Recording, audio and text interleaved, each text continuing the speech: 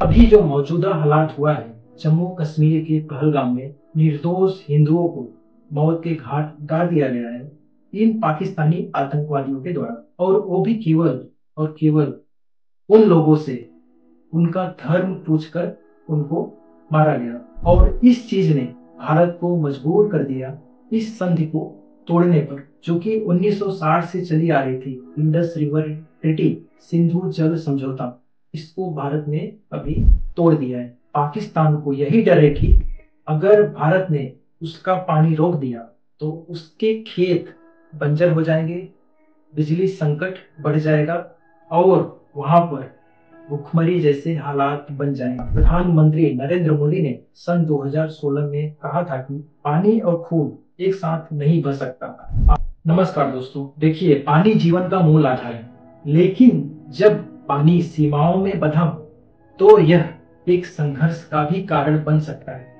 तो आज हम बात करने वाले हैं भारत और पाकिस्तान के बीच पानी के बंटवारे की, उस ऐतिहासिक संधि की जिसे कहा जाता है इंडस रिवर ट्रीटी, यानी कि सिंधु जल समझौता। एक ऐसा समझौता जो कि अभी एक नए संकट के दौर से गुजर रहा है। आइए समझते हैं कि पूरा मामला क्या है। 1947 में जब भारत का विभाजन हुआ तो बंटवारा सिर्फ जमीन का ही नहीं था, बल्कि दो देशों के बीच बहने वाली नदियों का भी होना। तो यहाँ पर सिंधु जल समझौता, जिसमें 6 नदियां थी जो कि भारत से निकलकर पाकिस्तान की तरफ बहती थी, कि सन 1948 में भारत ने पाकिस्तान का पानी कुछ समय के लिए रोक दिया था। अब यहाँ पर हालात इतने ज्यादा बिगड़ गए थे कि युद्ध जैसा माहौल बन गया था, और इस मामले को सुलझाने के लिए वर्ल्ड बैंक को बीच में आना पड़ा। और 10 सालों की लंबी बातचीत के बाद 19 सितंबर सन 1960 को कराची में भारत के प्रधानमंत्री पंडित जवाहरलाल नेहरू और पाकिस्तान के राष्ट्रपति अयूब खान ने सिंधु जल संधि पर हस्ताक्षर किए। अब क्या होता है कि इस ट्रीटी के शर्तों के अनुसार भारत की पूर्वी नदियां सतलुज, रावी और ब्यास का पानी भारत के हिस्से में आया, जबकि भारत की पश्चिमी नदियां जैसे कि सिंधु, झेलम और चिनाब पाकिस्तान के हिस्से में दिया गया। लेकिन यहाँ पर क्या होता है कि जो पाकिस्तान को दिया गया सिंधु, झेलम और चिनाब नदियों का पानी, उस पर भारत को सीमित हाइड्रो पावर और कृषि उपयोग की अनुमति दे दी जाती है। इंडस रिवर ट्रीटी को दुनिया की सबसे सफल जल संधियों में गिना जाता है, और ये इसलिए गिना जाता है क्योंकि भारत और पाकिस्तान के बीच में सन 1965, 1971 और सन 1999 के कारगिल युद्ध के बाद भी दोनों देशों ने इस संधि का सम्मान किया और परमानेंट इंडस कमीशन का गठन किया गया, जो कि हर साल दोनों देशों के बीच पानी उपयोग पर बैठक करता है। अगर किसी प्रोजेक्ट पर विवाद हो तो सबसे पहले आपसी बातचीत, फिर तटस्थ विशेषज्ञ, अगर इन दो से हल नहीं निकलता है फिर अंतर्राष्ट्रीय अदालत में मामला जाता है। यानी कि संधि की आधारशिला पूरी तरीके से शांतिपूर्ण समाधान के सिद्धांत पर आधारित है। लेकिन अब के जो हालात है वह पूरी तरह से बदल चुका है। अब सब कुछ वैसा नहीं है जैसा कि सन 1960 में था।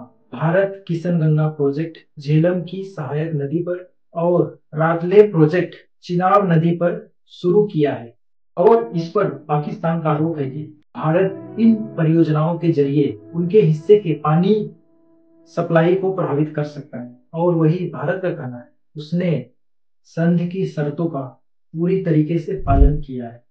2023 में भारत ने पहली बार पाकिस्तान को नोटिस भेजा, संधि के पुनर्विचार और संशोधन की मांग करते हुए। भारत का तर्क था कि पाकिस्तान लगातार समझौतों का दुरुपयोग कर रहा है, हर छोटी तकनीकी समस्या को अंतर्राष्ट्रीय मंच पर जानबूझकर घसीटता है, और इस चीज से संधि की आत्मा को ठेस पहुंचती है। और भारत ने अब अपनी रणनीति बदल दी है। पूर्वी नदियां जैसे कि सतलुज, रावी और ब्यास का पानी, जो कि अब भी पाकिस्तान में बह जाता है, उसे अब भारत में रोकने की कोशिशें तेज हो गई है। शाहपुर, कैंडी डैम, ऊझ परियोजना और इसके साथ ही साथ कई अन्य प्रोजेक्ट तेजी से पूरे किए जा रहे हैं। और इसी दौरान प्रधानमंत्री नरेंद्र मोदी ने सन 2016 में कहा था कि पानी और खून एक साथ नहीं बह सकता। आने वाले समय में भारत अपनी सीमाओं को और भी ज्यादा सुरक्षित रखेगा।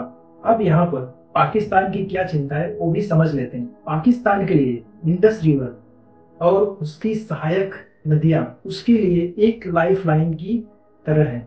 कृषि आधारित अर्थव्यवस्था में पानी की कमी के कारण कई बड़े संकट पैदा हो सकते हैं पाकिस्तान, और पाकिस्तान को यही डर है कि अगर भारत ने उसका पानी रोक दिया तो उसके खेत बंजर हो जाएंगे, बिजली संकट बढ़ जाएगा और वहां पर भुखमरी जैसे हालात बन जाएंगे। जलवायु परिवर्तन, बढ़ती हुई जनसंख्या के कारण पानी का संकट और भी ज्यादा गहराएगा, और इसीलिए भारत जानता है कि उसको अपने हिस्से के पानी के हर एक बूंद का उपयोग सही तरीके से करना है। पानी वही जल है जो जीवन देता है। अगर समझदारी से न बांटा जाए तो संघर्ष भी पैदा कर देता है। इंडस रिवर ट्रीटी आज भी भारत और पाकिस्तान के बीच एक सांसें लेती हुई डोर है, लेकिन इस डोर को मजबूत बनाना दोनों देशों के हित में है, वरना आने वाले समय में जल ही युद्ध का कारण बन सकता है और तब शायद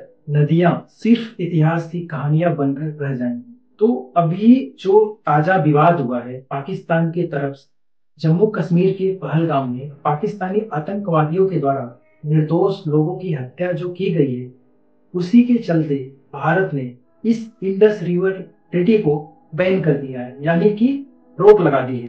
सोचिए, जो संधि सन 1960 से तीन तीन युद्ध होने के बावजूद भी चली आ रही थी, लेकिन पाकिस्तान ने मजबूर कर दिया भारत को इस संधि से हटने पर।